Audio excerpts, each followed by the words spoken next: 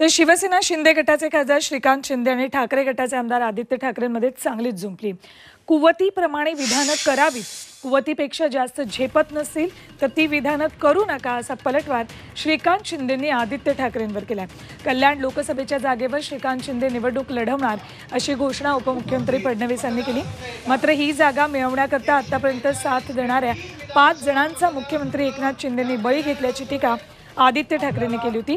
त्यावरून श्रीकांत शिंदेंनी पलटवार केला।